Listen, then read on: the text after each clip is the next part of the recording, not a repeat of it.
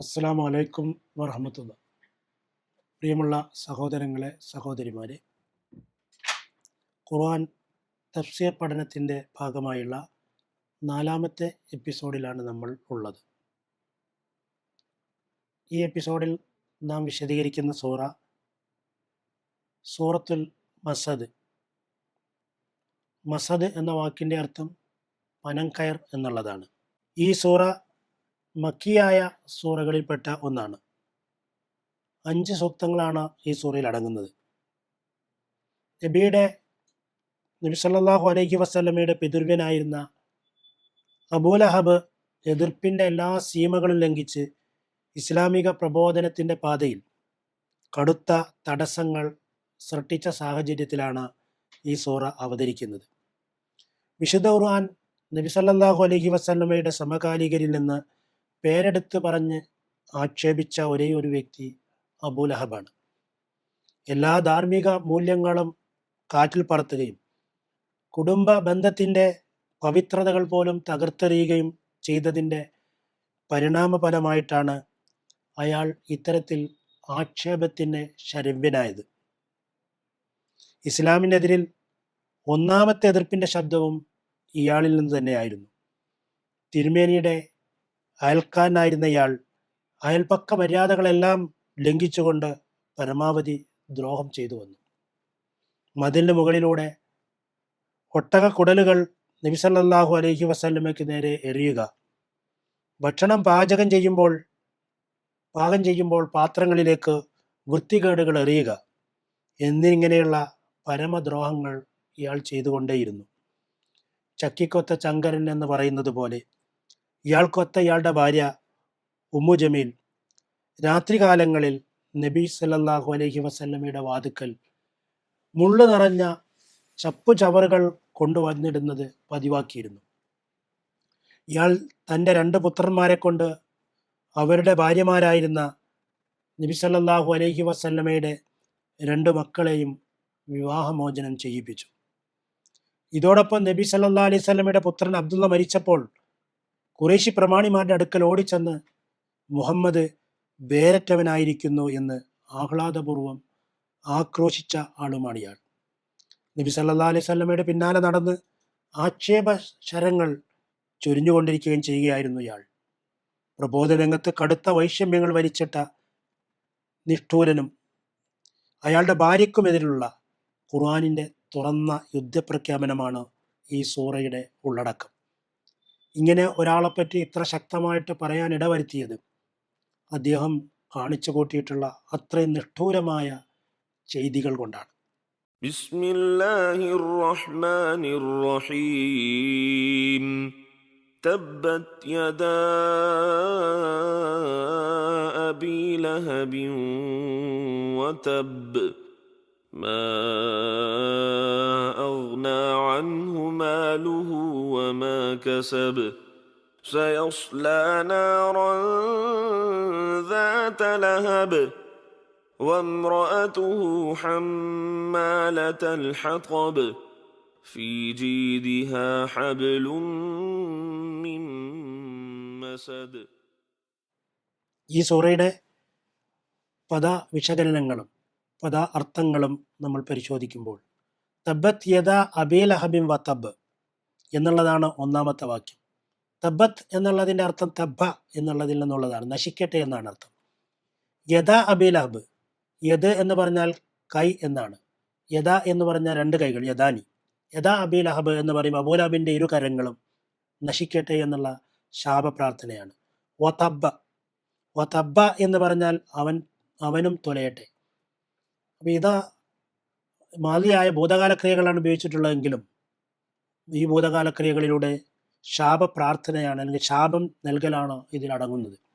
മാ അഗ്ന, അവൻ ഉപകരിച്ചില്ല, അൻഹു അവന്, മാ അഗ്ന ഉപകരിച്ചില്ല, അൻഹു അവന്, മാലുഹു അവൻ്റെ ധനം, അവൻ്റെ പണം, വമാ കസബ അവൻ്റെ സമ്പാദ്യം, അവൻ്റെ ധനമോ അവൻ സമ്പാദിച്ചു കൂട്ടിയ മറ്റുള്ള കാര്യങ്ങളോ അവൻ ഒട്ടും ഉപകരിച്ചില്ല. സയസ്ല അവൻ കടന്നെരിയും, നാറൻ നരകാഗ്നിയിൽ, ദാത്ത ലഹബ് ജ്വലിക്കുന്ന നരകാഗ്നിയിൽ, വമ്രാത്തുഹു അവൻ്റെ ഭാര്യ അല്ലെങ്കിൽ പെണ്ണ് ഹമ്മാലത്തുൻ ചുമക്കുന്നവളായ അൽ ഹതബ് വിറക് ഫീ ജീദിഹ അവളുടെ കഴുത്തിൽ ഹബലുൻ ഒരു കയറുണ്ട് മിം മസദ് പനങ്കയറിൽ നിന്നുള്ള വിറക് ശേഖരിക്കാനുള്ള അവൾ അതിനു വേണ്ടിയുള്ള കയറ് അവളുടെ കഴുത്തിലിട്ടുകൊണ്ടാണ് അവൾ നടക്കുന്നത്. ഇതൊരു സാഹിത്യ പ്രയോഗമാണ്. ഇത് സംബന്ധിയായിട്ടുള്ള വിശകലനങ്ങൾ പിന്നാലെ പറയുന്നുണ്ട്. ഇവിടെ തബ്ബത്ത് യദാ അബീലഹബിൻ, അബൂലഹബിന്റെ ഇരു കരങ്ങളും നശിക്കട്ടെ, അവനും തുലയട്ടെ. മാ അഗ്ന അൻഹു മാലുഹു വമാ കസബ്, അവന്റെ പണവും സമ്പാദ്യങ്ങളും അവന് ഉപകരിച്ചില്ല. സയസ്ല നാറൻ ദാത്തലഹബ്, ജ്വലിക്കുന്ന നരകാഗ്നിയിൽ അവൻ പ്രവേശിക്കുന്നതാണ്. വമ്രാത്തുഹു ഹമ്മാലത്തൽ ഹതബ്, വിറക് ചുമക്കുന്ന അവന്റെ പെണ്ണും നരകാഗ്നിയിൽ പ്രവേശിക്കും. ഫീ ജീദിഹ ഹബലും മിൻ മസദ്, അവളുടെ കഴുത്തിൽ പനങ്കയറിന്റെ ഒരു കുരുക്കുമുണ്ടാകും. ഇതാണ് ഈ സൂറയുടെ നേർക്കുനേരെയുള്ള സാരം. ഇതിൽ വരുന്ന യദാ അബീ ലഹബ് എന്നതിലെ യദ് എന്ന പ്രയോഗവുമായി ബന്ധപ്പെട്ട് തഫ്സീറിൽ രേഖപ്പെട്ട് കിടക്കുന്ന ശ്രദ്ധേയമായ വിശകലനങ്ങളുണ്ട്.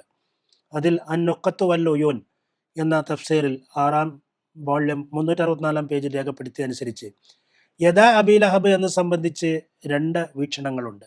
വഫീ കൗലിഹി യദാ അബീ ലഹബ് വജ്ഹാനി, അഹദുഹുമ, അതിലൊന്ന് യഅനി നഫ്സ് അബീ ലഹബ്, അബൂലഹബിനെ തന്നെയാണ്, അബൂലഹബ് എന്ന വ്യക്തിയെയാണ് ഉദ്ദേശിക്കുന്നത് എന്ന്.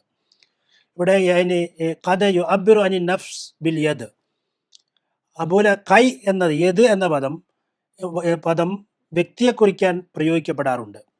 കമാ കാലത്താല ദാലിക ബിമാ ഖദ്ദമത് യദാക്, അത് നീ മുൻകൂട്ടി സമ്പാദിച്ചതാണ് എന്ന വാക്യത്തിലെ യദ് എന്ന പ്രയോഗം അപ്രകാരം പ്രയോഗിക്കപ്പെട്ടിട്ടുള്ളതാണ്.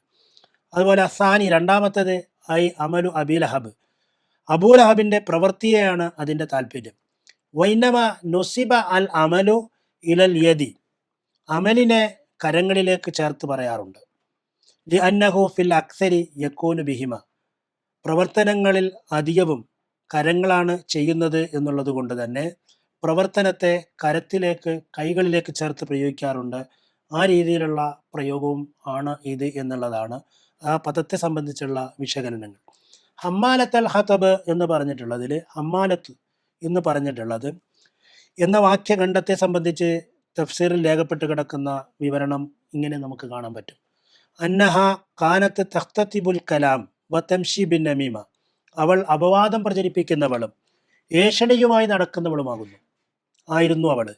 ഈ കാര്യമാണ് കാലഹു അൽ ഹസൻ വസുദ്ദി വസുമ്മി അൽ മാഷി ബിൻ നമീമ ഹമ്മാലുൽ ഹതബ് ലി അന്നഹു യഷ്ഉലു അൽ അദാവ കമാ തഷ്ഉലു അന്നാറു അൽ ഹതബ്, അഥവാ പരദൂഷണവുമായി നടക്കുന്നവന് വിറകു ചുമട്ടുകാരൻ എന്ന് വിളിക്കപ്പെടുന്നു.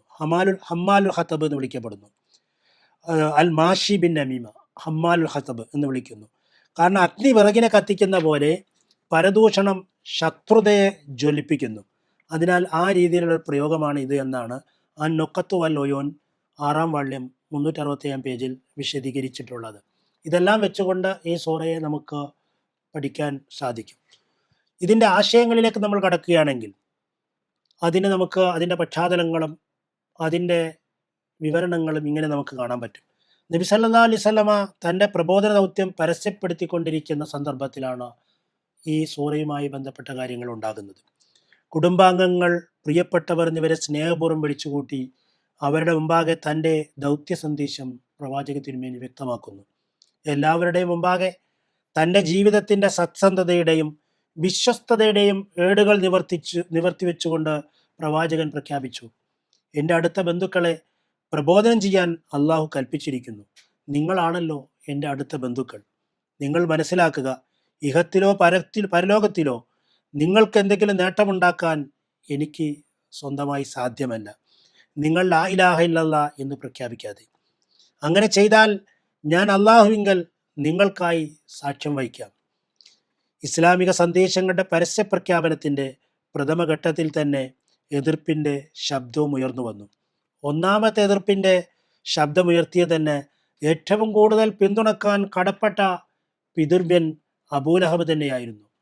അയാൾ പറഞ്ഞു, നീ നശിക്കട്ടെ, ഇത് പറയാനാണോ ഞങ്ങളെ വിളിച്ചു വരുത്തിയത്?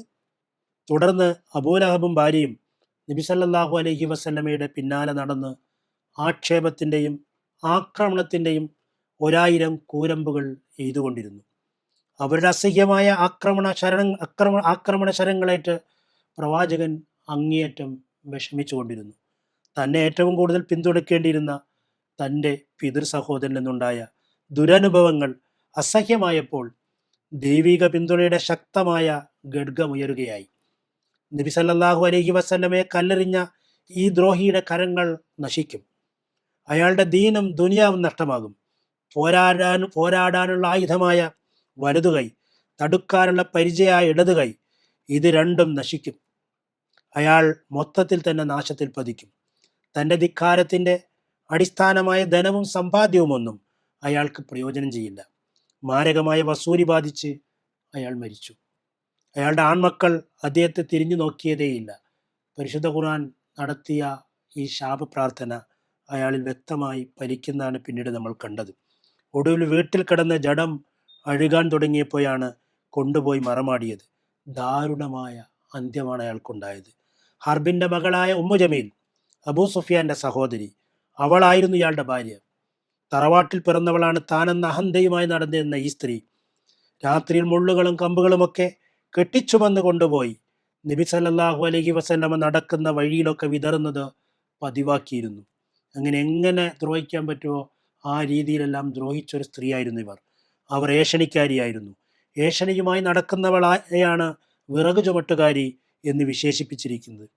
നിഷ്കളങ്കരായ സത്യവിശ്വാസികൾക്കെതിൽ മർദ്ദനമുറകൾ അയച്ചുവിടുന്ന അസത്യത്തിൻ്റെ വൈതാളികർക്ക് കനത്ത താക്കീതും കടുത്ത മുന്നറിയിപ്പ് നൽകുന്നതാണ് ഈ സംഭവങ്ങളുടെ പരിണാമം.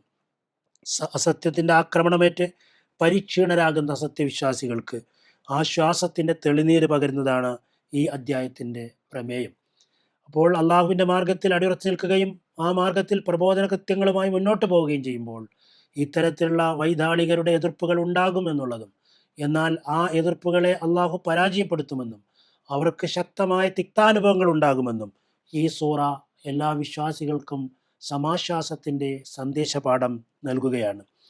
ഈ പരിശുദ്ധ ഖുർആനിലെ ഈ സൂറയുമായി ബന്ധിപ്പിക്കാവുന്ന സൂറ അശൂറ 214 വാക്യത്തിൽ ഇങ്ങനെ കാണാം: അടുത്ത ബന്ധുക്കൾക്ക് മുന്നറിയിപ്പ് നൽകണം എന്നുള്ള ആഹ്വാനം അള്ളാഹു നൽകുന്നു.